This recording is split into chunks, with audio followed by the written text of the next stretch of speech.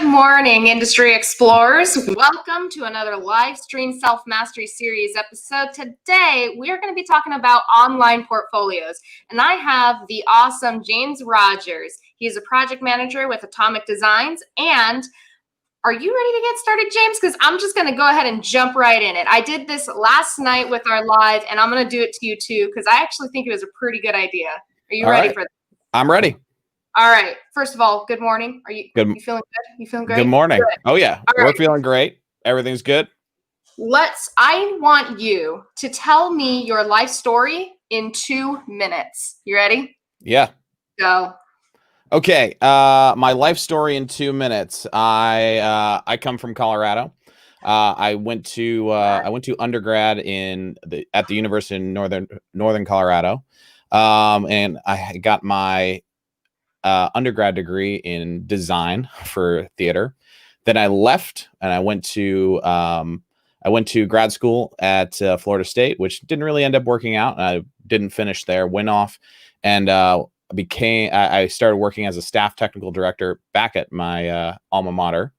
And then once I finished there, once I decided I wanted to go back and finish up my MFA, I left and I went to Penn State University at the main campus in Pennsylvania and got my MFA in technical production for theater, and then left there and went to Atomic Design, where I've been working for the last 5 years as a project manager, working on live events and basically anything that comes in with live events, corporate production, television, concerts, that kind of stuff. So outside of that, I have been working in the industry basically since I was 18, which sounds like a long time once I start putting the math together. And yeah, my hobbies include video games. I have 2 cats, Luna and Lotus. They both have Instagram hashtags. So, nice. And yeah, they're very photogenic. And yeah, and I live in Central PA, and it's just navigating the field as it is right now. Nice. 14 seconds left. There we go. Did you have a specialty? Oh man, do I have a specialty? I'm kind of all around now because of how my job is, but my specialty in grad school in technical production, other than being a technical director, is I was specializing in rigging and automation. Nice. To clarify, I do not have my ETCP, but that was something that when I was very heavy into rigging, I was going towards, but my job now does not require it. So I kind of stopped moving that direction. I still utilize all those skills, but generally lean on other people and other professionals for that type of work. Good deal. So when the projects that you're putting together, you say you're a project manager, is it specifically for automation and rigging, or? No. So I work, Atomic is a multifaceted company. I work for the custom scenery division of our company. We have our company up until recently was broken up into basically 4 different companies. It was design, so Atomic Design, and then we had Atomic Pros, which was our production wing, and then our modular systems and our custom scenery division, and then we have a corporate division as well. But for the most part, like, I work within the custom scenery portion of that. So we build anything from like your standard theater type scenery to television to custom one-offs. We do a lot of corporate events, television sets, concerts, a number of other, like, basically there's not really a limit to the type of like work that we do, because like so many places have events, like corporate events or what have you. So and those events need scenery, so we are one of the companies that they come to for that type of work. Definitely. You know, the other day I had Pedro Maciel on, and we were talking about transferable skills, and he's telling me about what it takes to be a rigger or crane operator, and I'm like, oh, it's directly translates, you know. And then I kind of started talking about carpentry and scenic building, and it all translates, you know, like indeed. It's just the application's different. Well, and that's the other thing. I mean, not to jump on that topic, but that's the other thing is like all skills are relatively applicable in different ways. It's because they all bring different experiences. Right. So yeah. So today we're here to talk about online portfolios. And when I was doing my undergrad at Cal State Fullerton, I remember everybody who was specializing in scenic design, they had to work on portfolios. And I'm pretty sure it was mainly the grad students who were required to do this.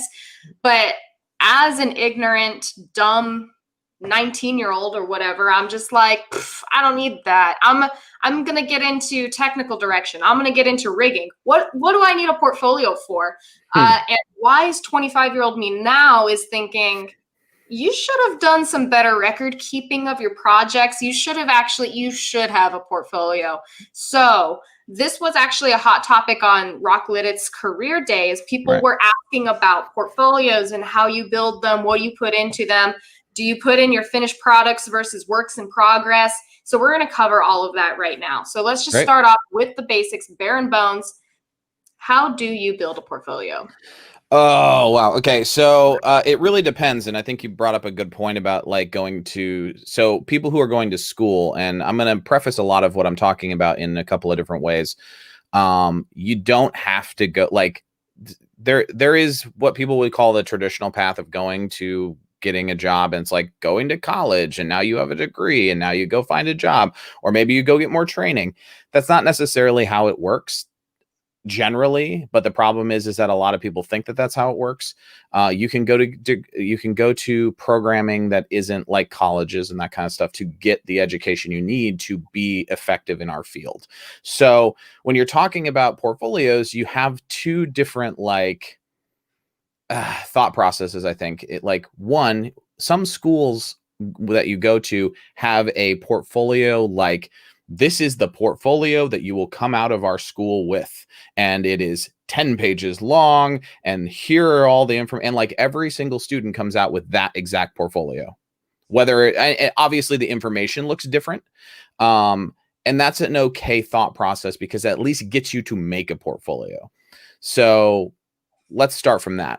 How do you make a portfolio? Well, when I went to school, we were still printing out pictures and sticking them to pieces of paper and then putting them in a binder and showing up and doing kind of like a science day kind of thing. Okay. Online portfolios were becoming a thing when I was an undergrad, but we're still sort of far away. And then as I went to grad school, you started getting places like Wix, and I can't even remember, like there's a couple other like website building programs. One of the things that I think is definitely a useful endeavor is having a website and having a website portfolio and starting off with your work. And it's easy. So your portfolio should be a communication of who you are, not just like, look at all the pretty pictures I've done. Look at how great these sets look under light, or what my lighting looks like, or what my props look like, so on and so forth. It should be both a communication of you as the artist or as the technician, and it should be a communication of the work. And that's really difficult with certain types of work, right? So if you're a TD, you make huge amounts of paperwork, and a lot of it is really boring. Like, oh, congratulations, that 10th Excel sheet is really great. You know, and then you have designers who make renderings and like renderings and paint swatch and all that. Like they have a lot of like tactile work. And so one of the things I always tell people is like, if you look up to somebody in the industry, you should look at their website and look at how they present their work, because they're like, when you become a professional and you no longer are like at the moment where you're like, you know, running, jumping, climbing trees to try and get into the industry, you can start to pare back on work of how you got there. But like a lot of people who are entering the industry, I would always suggest like, here is a finished shot of whatever I'm showing you looks like, whether it's a costume, a set, complicated rigging, whatever, like a rigging trick or a cool automation move. Here is the finished look. This is what I'm doing. And then maybe a couple of interesting steps, milestones of how you got there. So Maybe it's the rough sketch that started the conversation that we're going to have a 2-axis revolve in here, and then also an elevator. And then like you have your little hand sketch where you were sitting at the bar drawing, or like little pieces of paperwork that lead us to that story, because each one wants to tell a little bit of a story, because it's all well and good to show me the pictures, but depending on what you're looking for, it will depend on the type of work that you want, like the type of work you're putting in. And that kind of goes into a different conversation of like, as you're presenting yourself, whether you're a designer, a technician, a hand, what have you, you're going to want to tailor that portfolio to that vision. So show me all the work that you've done as a designer and why being a designer is important to you, and how these things, like how you solve the puzzle. And so designing steps, it's your concept renderings, maybe some pieces of research, and then boom, now you have your finished shots. And you can always have compendiums of like drawings you've done, but like when you're looking through the portfolios, you want them to be good, greatest hits. And then in the back, you can have an index, right? But it's like, flip the page. Here's a show. Here's a couple of things about the show, maybe a small blurb, what the show is, what you did on the show, or what you're trying to present. Because the other thing is that you always want to represent your work appropriately and not represent other people's work inappropriately. And that's a big thing. Like, it's all well and good that you showed me this awesome set, but if you're like the props person on the set, just make sure it says, I'm the props person. I made these props. Because if you show me the whole thing, I go, oh, did you design this? And it's like, oh, no. It's like, okay, well, I want to make sure like that, because you don't want people to think you're trying to represent other people's work. And a lot of people don't, but that is like something that happens a lot, where you're not thinking about when you're frantically trying to put your life's work into a book. Yeah.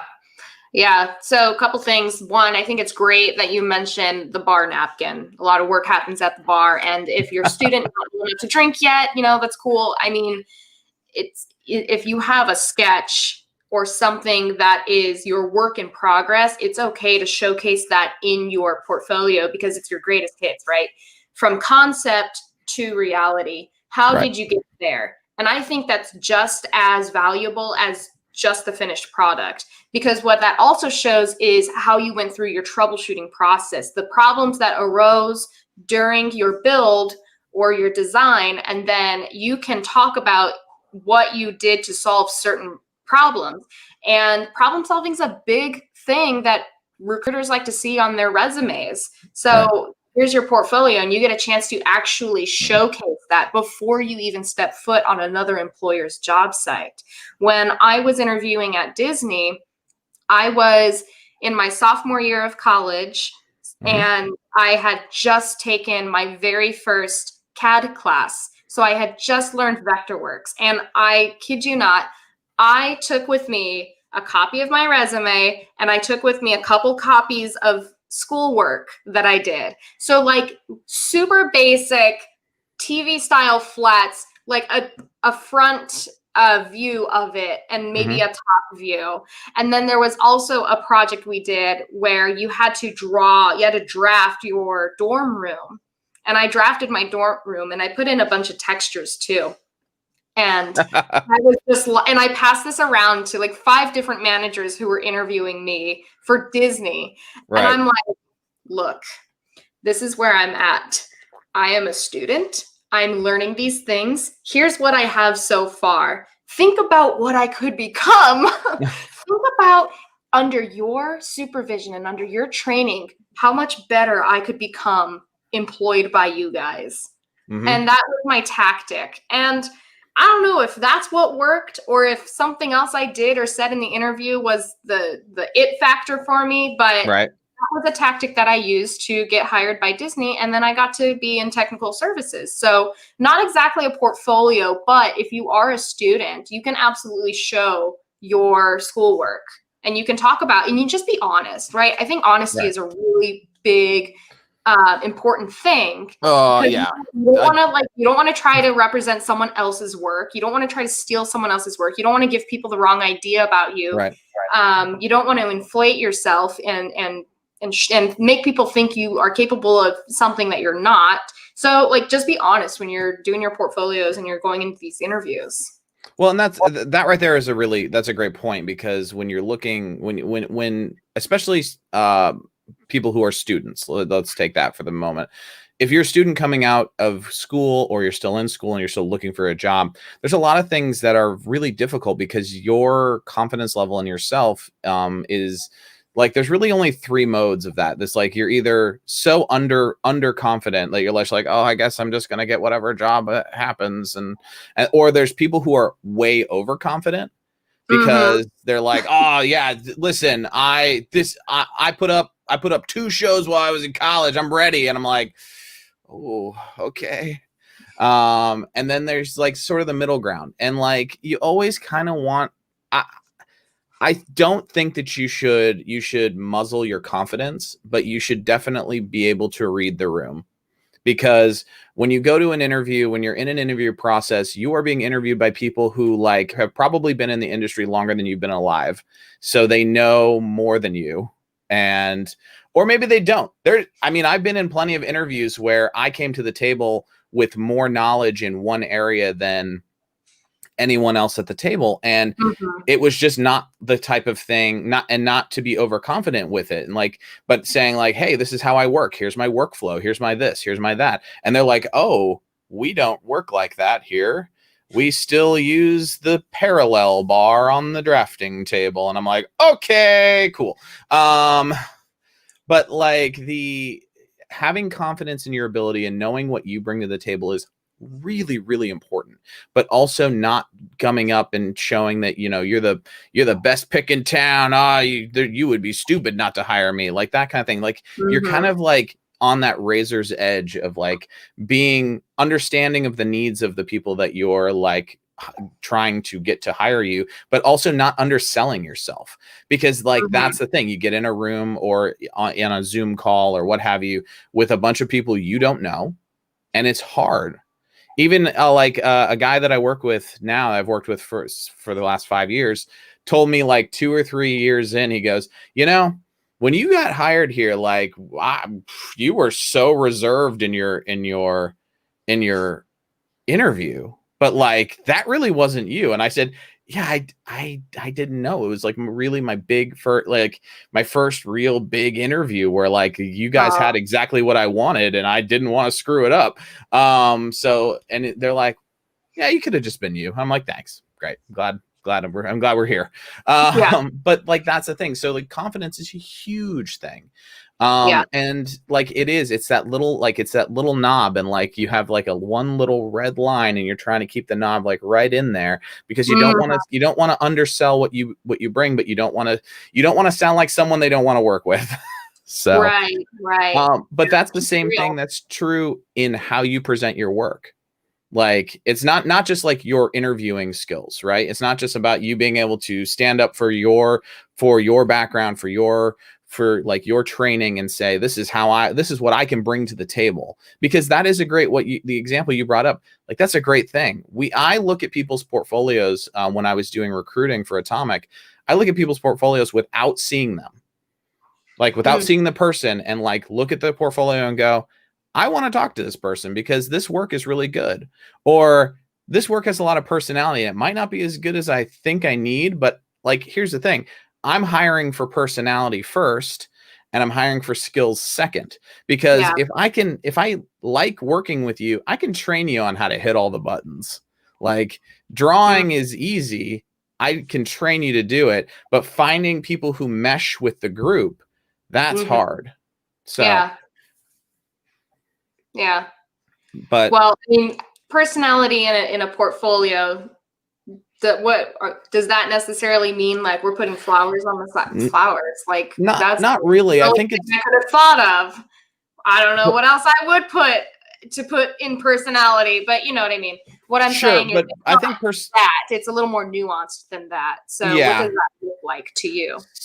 It's how you present your work. It's like if you're presenting like 3 pieces of work, like you have 3 different shows or 3 different projects that you've worked on, and you're presenting them in a very specific way, whether it's here's the final product, here is like the blurb about what it is, and here's a couple of compendium images or research that I did to get from point A to point B, and how you lay it out, how it reads on the website or in person. That's part of the personality. Like, what do the shots look like? Are they good shots? Like, is the thing I'm looking at very clear at what I'm looking at? Like, am I going through a portfolio that has been gone through, handpicked? Because I said, like, your portfolio doesn't have to be 4 pages. It can be as many as you want, but you should know that if it's in person and people are flipping the pages, they're going to probably stop about 4 or 5 or 6 pages in, because they're going to want to talk to you. It's the same thing about an online portfolio. If you like it, an online portfolio should always be like the same sort of thought process. If like in designing a website, it should be intuitive to look at. It should be easy to navigate, and I should know what I'm doing while I'm there. You know what I mean? Like, so if I go to your if you send me a website link and I go to your website and it takes me a while to figure out how to find out who you are, I'm going to be like, probably not. But like, but that's the thing. So you get to the website, this is this person and a picture of them maybe, or not, and then here's the type of work they do. And like, because your personality is also in how you present your stuff. There's personality in drafting, there's personality in rendering and final shots, and that's what I'm talking about, personality. I'm not saying like you should go and do like a stamp them up thing to your portfolio and like nip all the corners and have little like I mean, if it works for you and it works for the industry you're going for, don't let me stop you. But like in the way of like being concise about how, because I work in an industry where being concise is very, very important. Like, give me all the information, make it as easy to read as possible. Like, that's how we do drafting. Like, at Atomic, we draft kind of like everything looks like IKEA, because I want to be able to hand a drawing to someone who knows nothing about the project and them get an idea of what they're working on. And that's part of it. That can happen a lot, especially if you're working with a third-party manufacturer or something. And that's the thing. So like, being concise is part of how you present your work, which to me is also part of your personality, of what the personality of the work looks like. So presentation you should always have a breadth of work. And if everything you worked on is really great, you don't have to show bad work. You don't have to show, how did I get here? I don't need your very first drawing. Your first drawing could tell me a story. It could tell me something that might be really funny and interesting. But like, once you're getting into a certain career, like echelon, it becomes more about like, now you're working with people who are really highly educated or have a huge amounts of experience. And so then you're just trying to show them, boom, this is my work. And if part of that is personality, then that's good too, because a lot of places, like, it's not, the entertainment industry is a serious business, but it's not always a serious business. Right. Yeah. I mean, showcasing personality. It's not like Elle Woods in Legally Blonde, where she gives him like a pink piece of paper that's scented for her resume. It's not that. Personality, like if you're applying for a job with a specific employer, go to the website, go to the employer's website and see how they represent their company, because that's personality as well. That's their company personality. And it's going to look different across different companies, even within the entertainment industry, even if you're doing technical work. Everybody presents themselves differently. So look at that and then kind of use that as a guide to figure out who you are and how you want to present your work. Right. So, and it absolutely should be concise. It should be intuitive. It should be easy to read. If you are going into like the upper echelon of roles, then you don't want to show your CAD drawing from your sophomore year of college of your dorm room. So you should constantly be reassessing your work and keeping up with where you're at in your career. And, you know, it's always okay to like change what's on the first page of your portfolio or what's on the landing page of your online website, of your online portfolio. So, hey, everybody, if you are tuning in right now, go ahead and leave a comment. You know, tell James that his background looks amazing because we love good lighting. If you've got a question for him, go ahead and leave it in the comments. I get it, and then I can ask James on your behalf. So we are talking all about online portfolios, and right now we're talking about how to present your work. So, okay. I just kind of had this little image in my head of if I, as a funny landing page on my online portfolio, I could have like a before and after, or like a beginning and end. So here's my dorm room CAD drawing. And now here's this massive show that's amazing. That's like, this is where I'm at now. Like, yeah, that's kind of like a nice way to showcase personality. It's good to show like I went from here to here, but then you're really focusing more on like that professional work. Right. So as far as like the actual structure of an online portfolio goes, how many pages should you have? Like, should you just have one page that people scroll forever on, which sounds terrible, but you know, how should you structure that? Oh, and I've seen that a lot. So like you do. So how do I put this? It's not like a place where you're just like throwing all your work. You can throw all your work there, but the online portfolio, you should have whatever your landing page is, whether you do a cool, like, hey, I come to your thing and like there's a cool graphic or whatever, or it's just a page. Like, I should understand who you are first. Like that's the first part. So here's your name, maybe a headshot, maybe a shot of you doing the work. Maybe like if you're a painter, you're on the paint floor painting something and it's like a shot of you and a quick blurb. And then you have your links, and your links are, here's my resume, here's my portfolio. And when you get to the portfolio portion, like you should pull out and do, you know, between 4 and 10 big things on one page. And then at the bottom, you can put a link at the bottom that says, and if you want to see my other work, here it is. And then you can just vomit all your other work onto this other page. But like having one big page that gets us into what we were talking about, that greatest hits, like this is the move, like this is all the good stuff. Like you can go look at the other stuff, and that stuff is good too, because one other thing that's super important, if you don't want something to represent you, do not put it on your website or in your portfolio, because you never know. You never know if someone's like, I know that all this stuff is the good stuff, but I'm going to go look in the archives and see what's going on there. Because I've worked with a lot of people who are like that, who will literally go through the whole website because they're like, oh, this is interesting. Or, oh, I really want to know the story here. Or I want to find that great detail. Well, and that's the other thing. Those archives. If you can't like you go to your job interview and someone says, oh, hey, can you tell me about that show in 2015? And you're like, oh, where did you see that? It's like, oh, it's on like page 10 or something. I don't know. It's this one. Tell me about it. And it's just like, oh, okay. But so like when you're building that, when you're presenting that work, choosing a small body of work that you want to represent yourself is really important.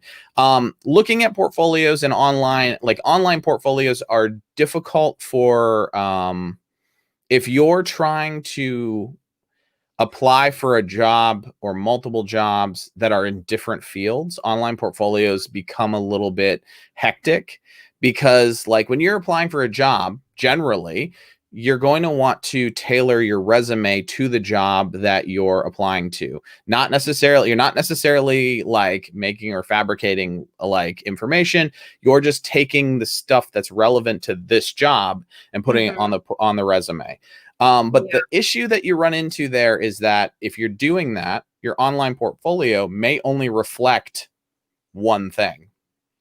It may reflect your design work, and you're now going to be a technician, or you're going to be, or you want to go off into a different field. So I think that like online portfolios, if you're going for one thought process, then yeah, you should full send on that one process. And I'm a designer, boom, this is my designer portfolio. And this is in no way saying you need to have 10 different websites. You do not. You could have a different pages in the website that hit on different work. You could. Right. But you want to make sure that that's easy to navigate. You don't want to just have links and links and links and links and links so people get lost. You want them to be able to quickly get to the work, to look at it and go, oh, this is interesting. Because a lot of people who are hiring generally don't have a huge amount of time to look through an entire website. That's the reason you always want your greatest hits first. They pull it up and they go, oh, this looks kind of interesting. Boop, boop, boop, boop. All right, cool. Let's put them on the list and then moving on. And that comes from your resume and that comes from like your quick visuals. Because sometimes when we've had jobs open up at Atomic and we're like looking for resumes, we're getting like 50 resumes of various skill sets who want to come into this field. And some are easy to weed out very quickly because it's like, oh, you're coming from another field and you don't necessarily have exactly what we're looking for. Boom. And then you get into like your top 20 or 15. And then you're like, now you have to start like really weeding them down to like get to the part where you start calling people. And so you always want that information to be easily digestible. Easily shows who you are. It's easy to digest, and I should not leave having any questions other than that was awesome. How did you land this job? You know. And go ahead.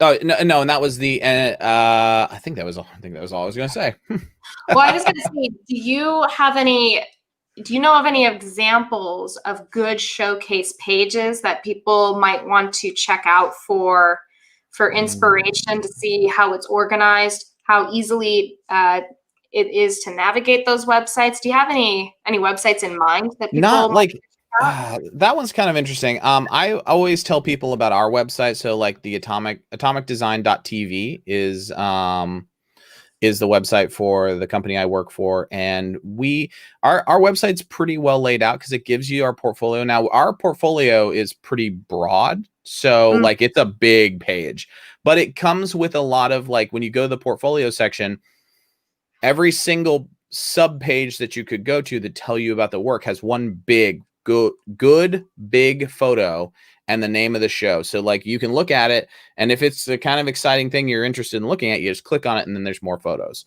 That's kind of how you want to do, because you never want to go more than 2 clicks. 100%. You never want to click more than twice to get to the information. So whether it's I get to your website, I click portfolio, and now I'm on your portfolio page, and then I click one of the things, now I should be there. That should be all the information for that one project. And then a back button or what have you that gets you back to the main page, or you just have like a ribbon across the top that always has the same navigatable links so that you're always going the same place. Do not make the website confusing. I was just looking through it and it is gorgeous. I may have to steal some ideas from how you guys have it organized. I mean, that is a really solid portfolio. Our marketing department is really, really good. So hats off to them. Yeah, no, that is amazing. Yeah. So you guys also have a blog, and during the Rocklit It's Career Day, people were asking about journaling and blogging. So do you have experience with this in your professional work, and how can we tie this into online portfolios? Okay. So no, not specifically. I'll start off just by saying that I think journaling, taking your own notes throughout a process, documenting, again, that goes back to being able to showcase your works in progress. And if you've got like a really tough decision that you had to make or something you've got to troubleshoot, if you journal about it, then you remember it. And honestly, I kind of wish that I got into journaling way more, especially when I was doing the Chris Angel project, because there were a lot of obstacles that we had to overcome. And it was a huge learning experience for me, and it really helped me in studying for my ETCP, because then all the concepts on paper I was seeing in front of me. And so I definitely wish that I had gotten into journaling and took notes on like what was going on with the project at certain points. You know, it's good for record keeping, you know, and then if you are building your portfolio, you can always refer back to your notes, you know, and see if there's anything there that's worth putting on the portfolio. That's just my 2 cents. So, in my current job, I do journal a little bit, but it's not the way you think. I journal in my drafting. Like if something went wrong, I don't just delete it. I isolate it, and then I put like a little, like, generally it's when I'm making CNC parts, because one of the jobs that I do in my drafting is create CNC files. And so if something didn't work, what I do is I grab it and I isolate it, and then I put a box around it with a little X that says this is bad and whatever the problem is in it. So that's the type of journaling I do. It's more like notation when it comes to like process. As far as like like other types of journaling, like you're talking about, like how the process went from point A to point B. Yeah, you should always keep your own records, and it doesn't really matter what those records are. If they're notes, if they're handwritten notes, if you type in a notepad or various other notepad type programs, or in a Word document, or on your drafting, or even make a recording. And because recordings are a big strategy for me. Like, here's a weird personal note. Like I'm crazy dyslexic, and have been my entire life. So growing up, a lot of that work I did by recording myself. So like I could do memorization through recordings. And so I will sometimes on my phone, if there's something I need to remember, I'll either shoot a video. Because like when I do site surveys, I shoot a video of me walking around and just talking to myself, so that I don't have to remember, like when I'm like back at the shop going, I think there, wait a second. So like I have these like little rambling recordings. And so that would be like my version of journaling, but like in the way of like journaling as a, like journaling is, I think, is really personal. I don't want to say it's private, because it's definitely not, because I put all my videos on our server for people to look at the site surveys. But journaling, I think, is more of a personal like journey, because you may not always be sharing that. That might just be for your records. Like, hey, this thing went wrong, or hey, this vendor takes X amount of time, or, you know, whatever, or hey, this was really successful, we should remember this for next time. Like having it, because it doesn't always have to be notes about everything that went bad. Like you can have positive experiences and write those down. And I highly recommend people do that, because we always unfortunately remember the pain, and we don't generally remember the good stuff. But when it moves into blogging is, I don't know, like I personally, I am neither for nor against it. I think it's really about what you're trying to do with the blog.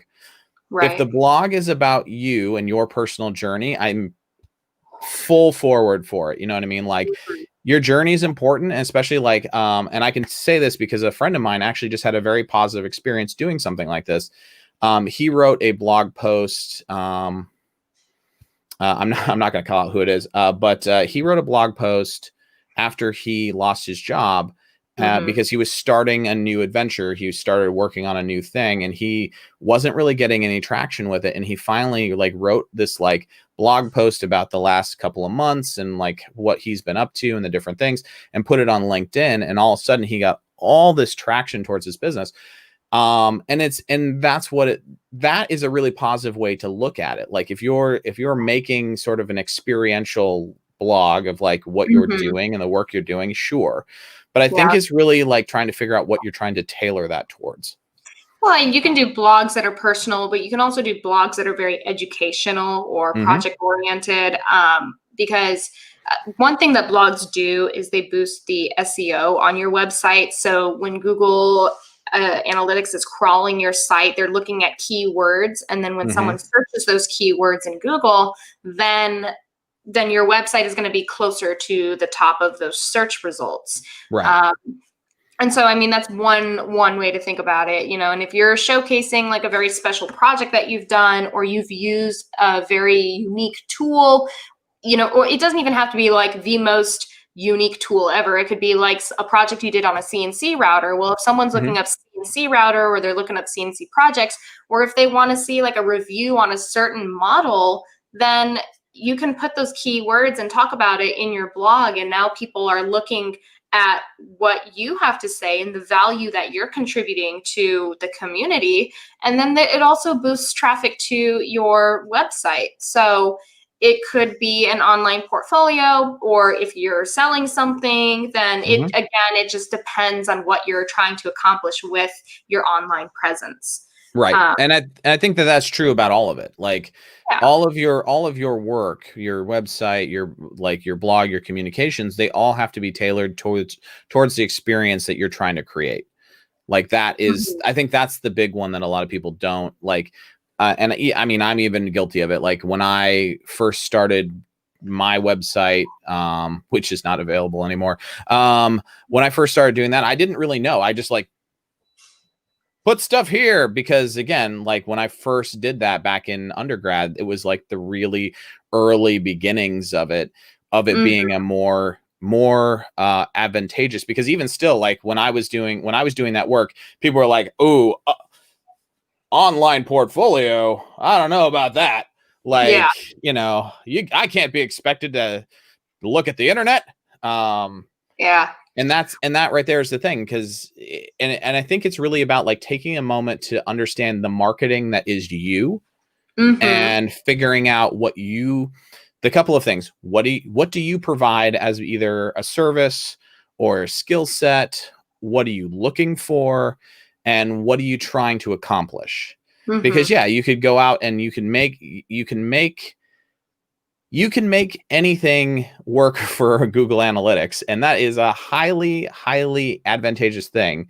And I'm glad you brought that up, because if you are looking to be higher in searches, then yes, you should be looking up how to write copy, write blogs that have engaging keywords, and get into a higher level of engagement, so that you're higher on your analytics, you're higher with engagements, you're higher with the different like social media, like buzz terms that are bringing in your traffic.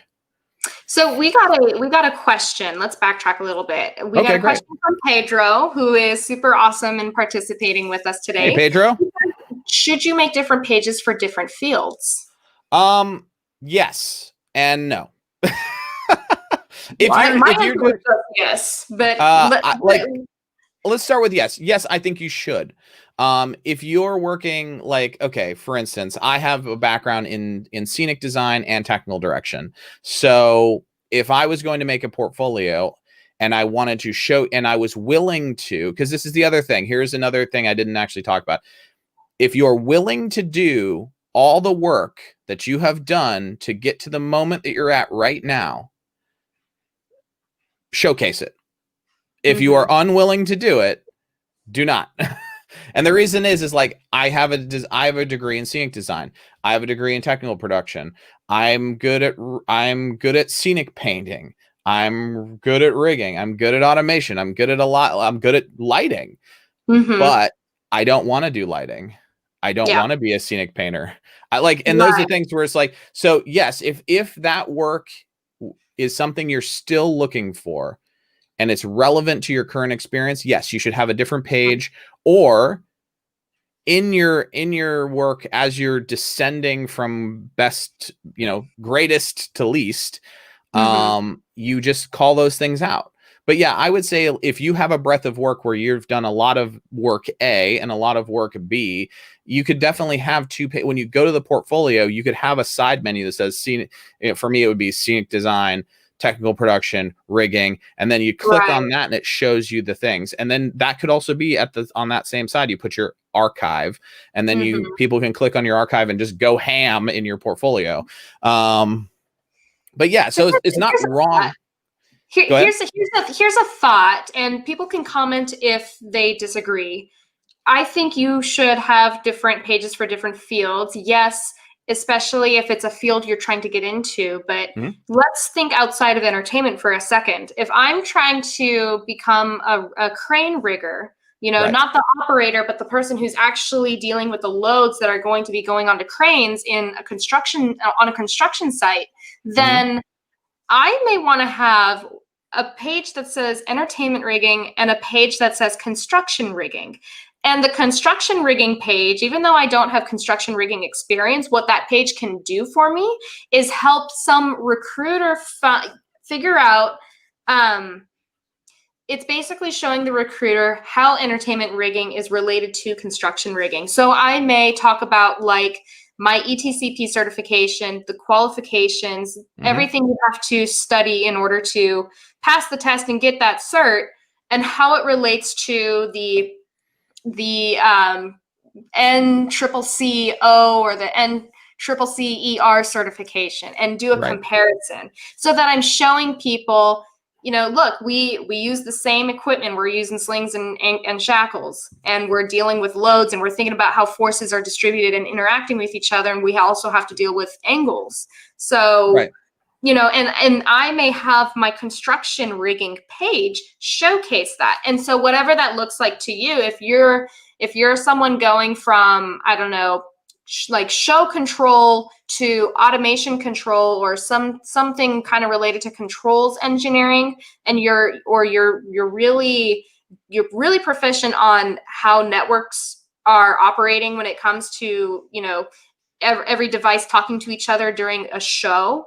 Right. And when you're moving into a different industry, what you can do is have a page for that other industry, so that someone goes, oh, I don't do show control, but you know, I do controls engineering, and then they click on what they think is relevant to them, and then you help them figure out how what you do relates to what they do, what they need, and how you can bring your entertainment experience and bring it to that other industry.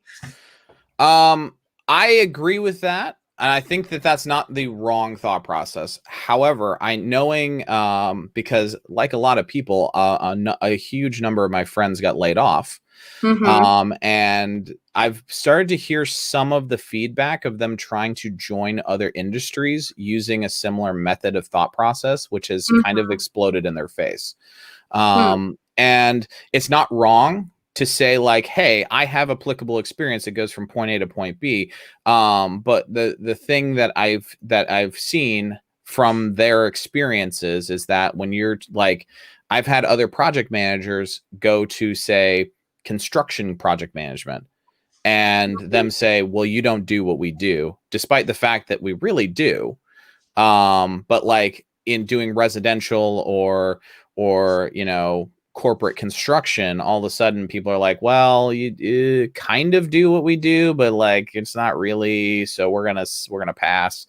And so yeah, I think that if you're trying to leave the entertainment field and going into into private sector construction or other thought processes that go along with the same type of field that we're in, it's not wrong to say like, hey, here's my resume, here's my experience. But I would tend to say that should be a resume move and not necessarily a website move, because well, how does someone get to your website? It may be through your resume. If you say, you know, go here for my portfolio, and then if someone decides that you've communicated on your resume well enough that you are capable of doing this job in this other industry, then they're going to take that next step to your portfolio. So then you have to continue that inertia, right? You have to continue helping these people see how you can contribute to their role, how you can contribute to their job site or to their company. No, and that's where I think that you're not necessarily wrong in that thought process. And I think that this goes with the whole tailoring of your portfolio to the job you're trying to like. You should never show people stuff. The rules are you should never show people stuff you're not proud of. You should never show people stuff you're not willing to do, and you should never show them things that are not like. You should always give them an opportunity to see things that are based on their experience. So if you are leaving, if it's not necessarily in an entertainment industry, then yes, I think the answer to that question is you should probably have a page of contractor work or what have you when you're moving into a different field. Right. Right. Yeah. But again, it starts with your resume, right? So you need to make sure your resume is tailored to whatever job you're going for and whatever industry you're going for. And then when someone sees you have a portfolio, then they can take that next step to look through that. And if they are taking that next step to look into your portfolio, that's extra effort for them. And these people don't have a lot of time to look at this kind of thing. So that's a really good sign if they do take that next step. So yeah. And one of the things I will say about the portfolio before I feel like we're going to move on is make sure you go to the website or the information page of the place that you're looking to get a job so you understand like what you're applying for. Because even though you're saying like, I have tuned my portfolio to be this, or my resume to be this for this job, go make sure you read the job app, make sure that you know what the job actually does, because some people call things different things in the industry. Like for instance, my job, I'm a project manager, but if you go to other places in our industry, my job is more like being a technical designer. So it's interesting just to make sure that when you are tailoring that, you go and make sure you look at what they're looking for and what the job actually is, so that helps you with that tailoring. Yeah. And I love that piece of advice. And that's something that we've covered in, I want to say, 2 of our other previous live streams. It's really important that you tailor your resume and look at what the job descriptions are actually saying and looking at what the words are, because you're right. You know, what someone would consider a technical director in our industry may correlate to project manager in something else, or project manager may correlate to technical designer. And it all just depends on the application. It all depends on context. So that's, that is up to you to research and execute. So let's spend the last 10 minutes talking about a subject that I'm very curious to hear an expert opinion on, because I feel like I'm walking around eggshells when it comes to navigating NDAs.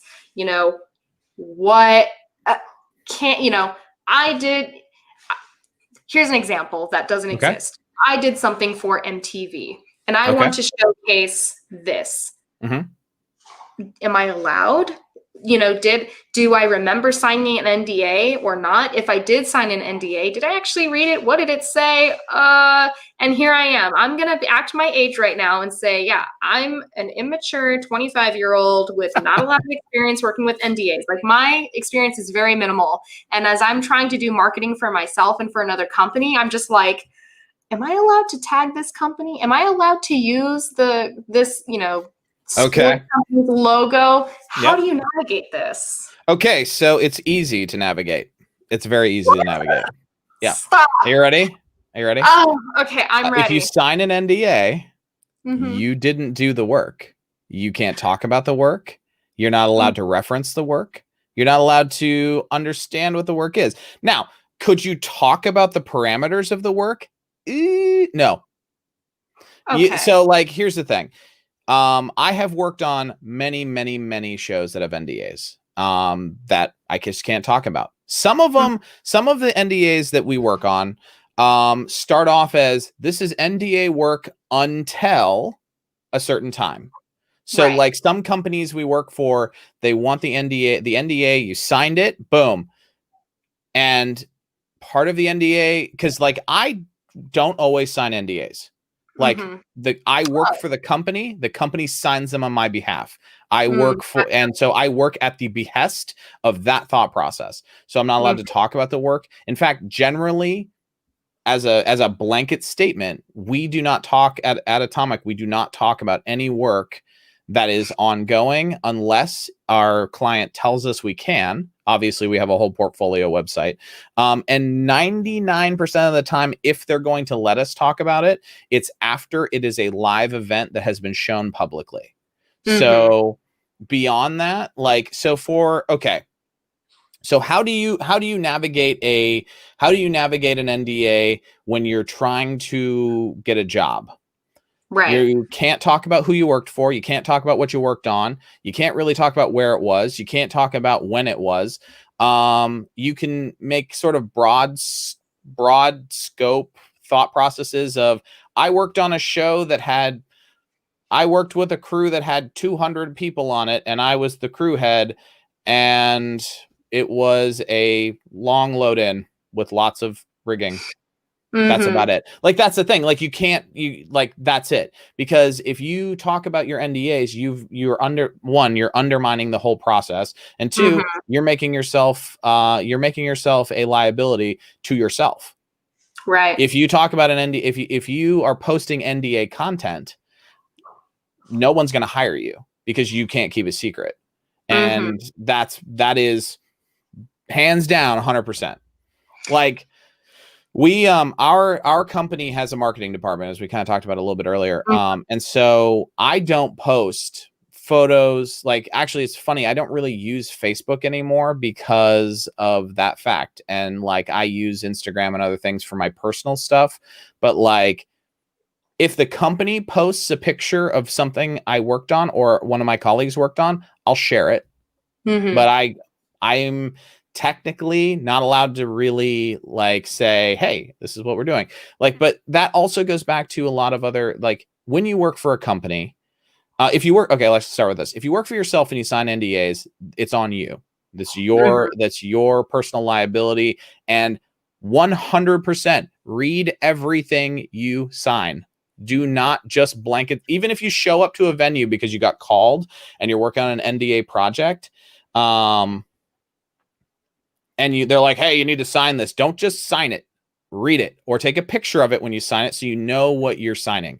Because if you don't want to A, lose a paycheck, B, you don't want to be sued, C, you don't want to be fired. Like, there's a lot of stuff there and it's not worth it. Like, yes, you might work on the coolest show ever, but you're not allowed to talk about it.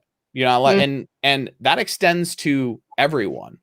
Like, you can talk about it with the people who also sign the NDA, but generally you shouldn't tell your family. You shouldn't tell your friends. You could probably tell your dog or your cat. That's okay. What are they going to say? But like, that's it. And that right there is the big thing. And that it becomes, yes, NDA work is really fun and interesting. And generally you're working on really cool stuff. But if you are found to be a type of person who cannot keep these kind of secrets, you will be found to be a type of person who doesn't enjoy being employed. And that right there is the thing. So it's the big one. Read what you've signed, because the NDA might have an end date. And then after a certain period, you could say, hey guys, look at this great show I just worked on. Check it out. It's on blank channel. Or it may never have an end date. I have a number of NDAs that will never have an end date. We worked on shows that we can't talk about, that aren't on our website, and that's just it. 100%, hands down. That's it. So if a company is signing an NDA on your behalf, are they supposed to let you know? Yes. Okay. Any project that we work on, we have a whole sheet, and it has one column that says NDA. And if it's green, there's no NDA. And if it's yellow, it's tight-lipped. And if it's red, it's don't talk about it. And don't. Yeah.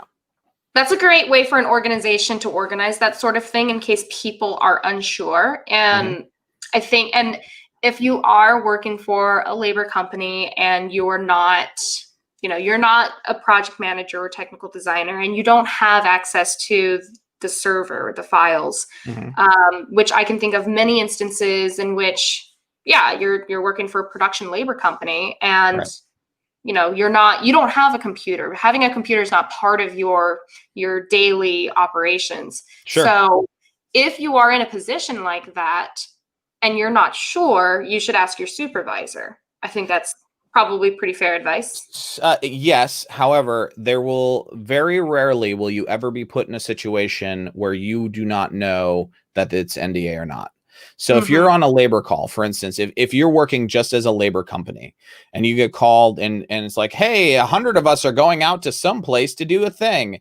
When you get there, they'll tell you that they'll give you your NDA, and then they will there's a number of ways that will go down. You'll either sign it and walk away, or they'll tell you exactly what it is. Some of the NDAs that I've worked on, were as stringent as you sign a piece of paper, they give you a little wristband that says you signed the piece of paper, and then they put stickers all over your cameras on your phone. Oh, So, wow. and then you're not allowed to, that's it. You're not allowed to take photos. You're not allowed to do anything. And if you have removed the sticker at any point or it falls off, you have to show security the last few photos on your camera to make sure that you haven't compromised the integrity of the project. Right. That's high level stuff, but you are not going to walk into a situation as a laborer or other where everyone else understands it's a no conversation piece, but you don't. No, you will always be told that. Yeah. Yeah. Very fair. Honestly, what we're doing right now with this live stream, I wish I had video footage of someone saying everything that you just said when I was starting out in the industry. Because to me, and again, like I'm not gonna lie, I was immature then. I'm a little immature now, and I wish that I had a better understanding of NDAs and what they meant, and the how important that they are. Because sometimes you're kind of like, you're like this, and you're signing your paperwork you're signing your I-9, you're signing your W-4, and you're signing all this other, your onboarding paperwork, and you're signing paperwork, and you're not really paying attention to what you're signing, and then they throw an NDA at you, and you're like, okay, sure. It's important to just, anytime you're signing any paperwork, at all, like, know what you're signing. Like, that is common sense. And because you're signing a legally binding document, and that you need to understand the ramifications of that, because if you do, it's as low as being fired, and it is as high as being sued. Like, I don't know. I don't think jail time's in there unless you're being really bad. But no, like, you could, if you compromise the integrity of a project, you will most likely never be hired again by that person. And some people, the industry is not as big as people want to think it is. And people in places of power will hear about you being the type of person who is untrustworthy, and then all of a sudden you have a problem.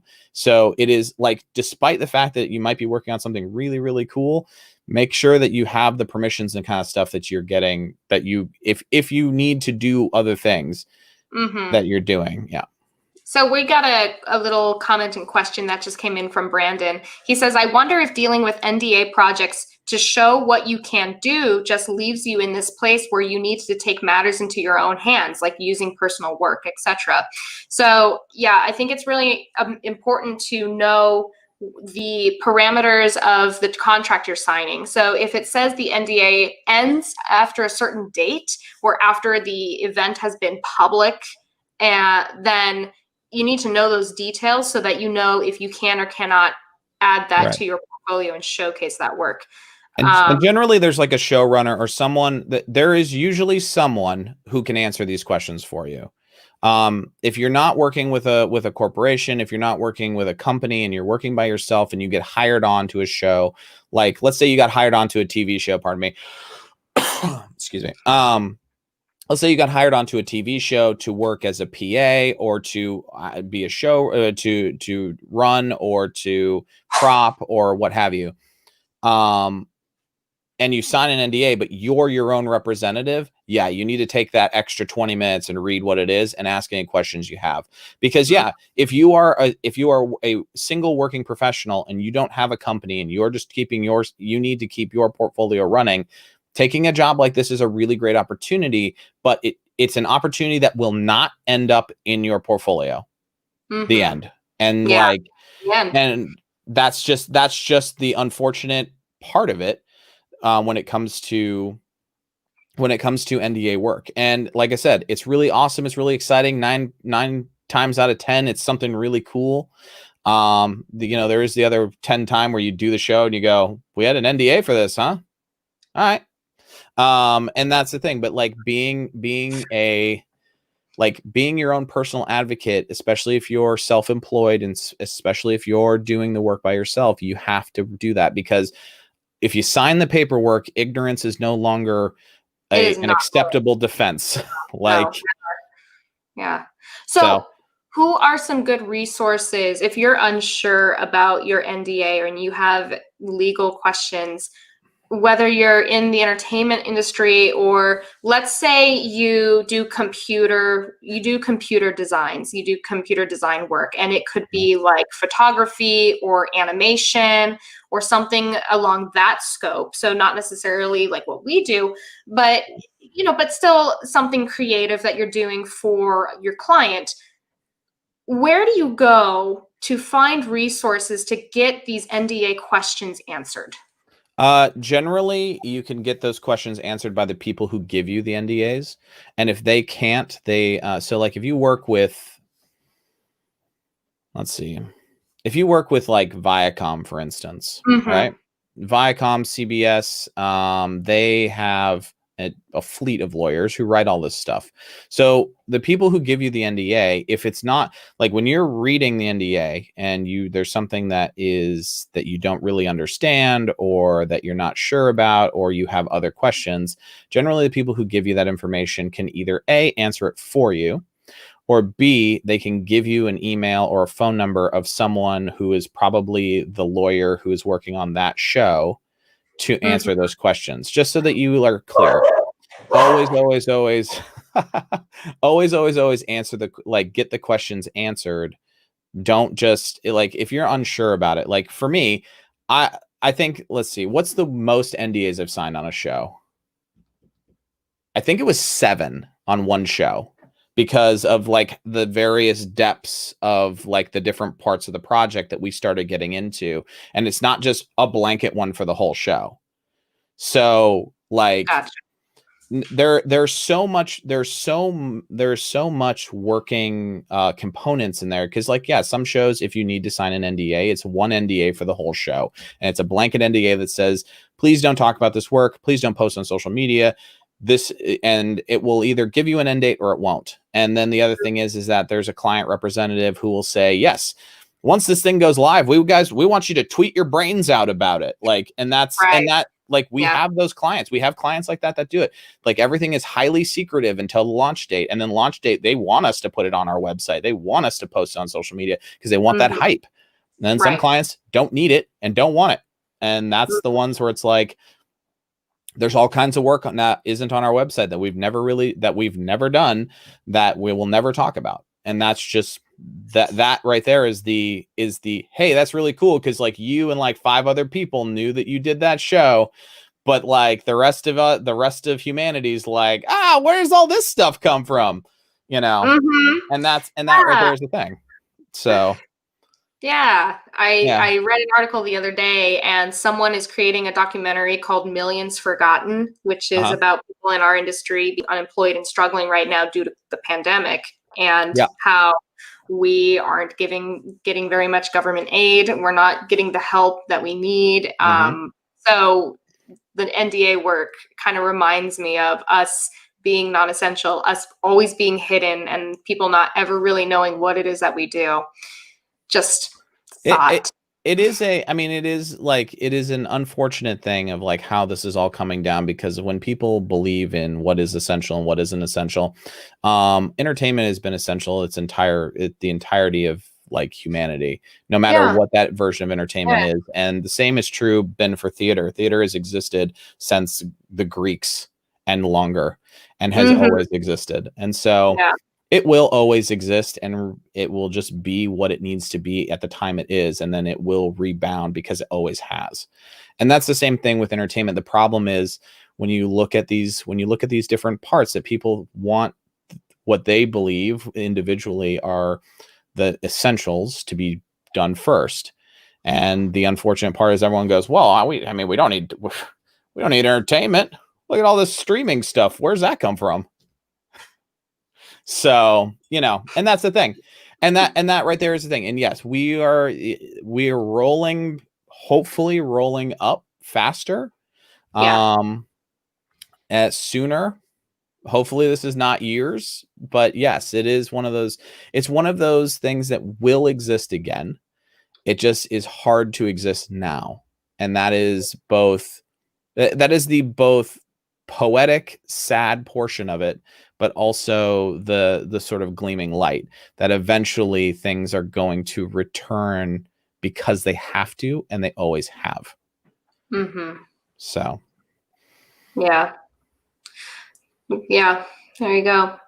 Is there anything about online portfolios that we didn't touch on that you think we need to go over? I'm glad we were able to answer a couple questions live too. And if you have more questions, we're gonna probably be on for a couple more minutes, but if after this you still have more questions for James, you can email him at jamesrogers.td@gmail.com. So yeah, please do. If you don't catch this live, then you can get your questions answered from him there. So James, is there anything else that we need to cover as far as online portfolios are concerned? Social media. Social media. Yeah. So I think you and I talked about this at the career day thing a little, like we touched on it just a little bit, but it was one of those things that I've been thinking about since we talked about it. And it's social media when it comes to like, what do you do as a young professional or as a veteran or what have you? What does your social media look like? And what should you and shouldn't you be doing? And part of that thought process is like goes into the portfolios. Because when we were chatting, I think you brought up Instagram, and I was like, yeah, so when you're doing work, especially like if we're taking like sort of the two use cases, like you have either you work for a company or you work for yourself, or you're trying to work for yourself, or you're trying to work for a company. When you're posting on social media is an awesome outlet, but like, it's not really, it's sort of like the double-edged sword. Because it's so visible. Like you want to make sure that when you're posting things about projects or productions or what have you, that A, you're supposed to be going back to the NDA conversation, but B, that because one of the other things that we have, and this is just for our company, but we have a social media policy, and part of it is like, don't post shows that aren't done yet. Don't post shows that you're not supposed to post. But one of the other ones is do not post backstage photos. And that's it's not just backstage with stars or artists or whatever. It's backstage because the client is paying for the look. The client is paying for what the big, beautiful front shot, side shot, whatever looks like. They're not paying for like the rear shots and all the other things. And so they want to make sure that you're representing those things appropriately. And we also don't, our policy sort of extends a little bit to, not always, because sometimes we want to show, and our marketing department shows this stuff, but like the personal individuals, like taking pictures of process and posting them online is also kind of like in that weird gray area where it's like you probably shouldn't, because like you don't want to misrepresent or the process until it's either finished or have some kind of like what we do is like generally our marketing department takes a few photos of it in process and then puts it out with the big announcement of saying, look at this cool thing, and here it is in our shop, and isn't that great? But like they want to make sure that those are all coming from a sort of a centralized place. And so when you're posting photos, you should always think about that. Like think about like, hey, this is a cool thing. Take a photo. Maybe you're linking it to your portfolio, so it is a direct through line. If someone clicks on your social media link and goes, oh, this is great, and I can click on their portfolio. But like when you're posting about work, make sure that it is very similar until you're not really feeling like you need to worry about it. Make sure it's very similar in how you're posting about your portfolio, that it is these pictures and these through lines. So you're showing either works in progress that are representative of the show, or you're showing end shots. But like generally when I'm, things like Instagram and other things, for me, I'm like, I don't like, they're just kind of places to look at pictures. And I don't necessarily see it as like I see it a little bit as an outlet. Like if you're an artist, it's a great outlet. If you're a technician, kinda, Like, Mhm. I see a lot of things on there where people like post stuff and I'm like, oh, that's kind of fun. But like, I just kind of like scroll by it because it's like, Mhm. I'm digesting media very quickly. I'm like, oh, that's Mhm. nice. Oh, I like that. Moving on, that kind of Yeah. thing. So like Yeah. using it as a discoverability way, it works, but make sure that you're linking that narrative over to your portfolio so that people can start discovering it through that as well. How do you feel about having a password to access certain parts of your online portfolio, like a password on your website, so that if you do have things that are a little more that you can't or shouldn't put on social media, but you do want to showcase, then the only people who have access to it are potential employers who you're trying to That showcase your work to. I How do you think feel about that's actually not a bad idea. Like if you have videos or other things, we do that. We have various little portal wings that will either fill up with stuff or what have you and send off with a password so that it's like you can't just naturally fall into it. To say like you need to have that, not really. But like if that? you did, it's not really a bad thing, Mhm. because you could use that as your tailored experience to that employer. Say, hey, here's my website, use this password and see this whole thing. And I don't know, because I've never had anyone send us something like that where I was like, oh, we have to go to a password protected site. Okay, let's go. What are we doing? Mhm. I don't know that that's wrong. So I don't want to say you shouldn't do it, but Mhm. it's just so, I would say it would be so infrequent to have something on your site that you don't want other people to see. Right. Right. And how do you feel about tailoring parts of your portfolio to skill sets? We've talked a lot about showcasing projects and different aspects of your project, but what about showcasing skills? And if it comes to carpentry, I think that's a little easier to showcase because you can show like technical things that you've done. Or I am not a carpenter, so I can look at a very intricate chair and know that that took way more time than a TV style flat. Sure. But yeah, I guess my question is, how do you feel about showcasing skill sets versus projects for your portfolio? I think that works fine. I think that because I believe we're talking about different types of portfolios. You know what I mean? Like if you're a designer, you make a designer portfolio. I'm definitely trying to reach like a wide No, no, range of no. audience members. Right. So And that's the that not thing. Like that's not wrong. not everybody here is going to be a designer. And people, I Right. mentioned the computer animation. I think the guy who asked one of the questions from YouTube, I believe he does 3D animation, which isn't, it's not exactly the CAD that we do. Sure. So yeah, I Well, mean, and no, I when mean, we're I talking think about that online portfolios, I definitely want to try to reach a right. wide audience, and I hope a lot of people can gain value from this, and I think they will, Yeah. because it's been great so far. And I think let me clarify that narrative then.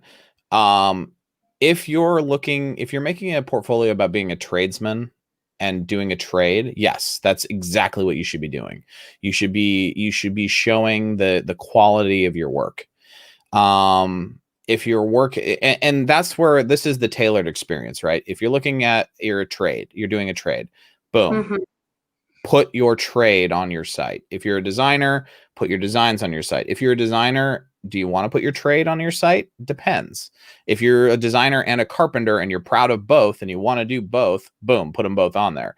Same thing is true all the way up and down. And by the way, it doesn't like designer to carpenter, the importance level is not really any different. You know what I mean? Like it's Mhm. you're doing a very, very directed task and very directed skill that you have training in. And that right there is the super important part, is like understanding what you need to show. You don't need to show the final, like if you're building, let's take the chair, for instance, if you're building a chair, you can show us some of the unique ways you're making all of your cuts if you had to set up crazy jigs or what have you. And then show us an end result, a progress shot and an end result. That's Mhm. totally fine. That works. That's a great thing to get into the trade. Same thing is true with other areas with rigging. You can show us your rigging plots, or you can show us what, all the math you've done in chalk on the floor. Like, all this is, it is an expandable thought process when it comes to making portfolios. And you get into like, when you're talking about a trade, you are getting into the thought where you might not actually need an online portfolio. You might be just getting into, you're doing a resume. But if you're going into a visual business like entertainment, or entertainment more so than I would say like private sector, like entertainment is really visual. So everyone in entertainment is always really visual. They want to see stuff. They don't just want to read a thing. Right. And that right there is the big sort of thought process of like, when you're making something, whether it's a resume or a website, understanding who your audience is, understanding why you're doing it, that's super important, because then you'll know what you need to put on there. And if your audience is, you're wanting to go work for a cabinet shop, then yeah, you should show them pictures of your cabinetry work. If you want to go be a designer, show them design pictures, Yeah. Yeah, all good, all great points. That's a lot for everybody to digest in this hour and 20 minutes. We've definitely gone over, which is fantastic. I mean, I let it because you've been giving us so much good advice. I'm happy to help. Actionable advice. I love it. I'm so glad that you are here with us. Do you have any closing remarks? Not like, maybe, sure. I would say, if you guys are out looking for jobs and it's your first time, because we have an odd situation happening where like we have a lot of people in the industry who are unemployed, and we also have a lot of students who are coming out of school who are immediately unemployed. Yeah, and it sucks. And like this is the really, like, as a recruiter, because I used to go to like 3 recruiting events a year. Like I'd go to USITT, I'd go to a couple of schools. It really sucks because I know some of the kids who are like, and students and young professionals who are coming out of school right now and looking at the industry in this sort of like bleak, barren landscape. Yeah. And part of that is like that I want to tell people, and it's just this like really bleak thought process, is like, it's not gone, it's just different. And it like, getting after anything you can at this point is really important. And then when the ship is righted, we can then make those thought processes about getting back to where our old normal was as employees, as tradesmen, as designers. That is not going away. That will still be necessary. But I feel for people when I say this, so it's like hanging on and just getting whatever you can to get you to a place that you'll be ready to come back in. And whether that's, if you haven't found a job, using your time that outside of looking for work to work on a skill that you have. Don't forget the skills you have. Don't forget the things that you learned, or pick something that you didn't know you could do and start trying to do it.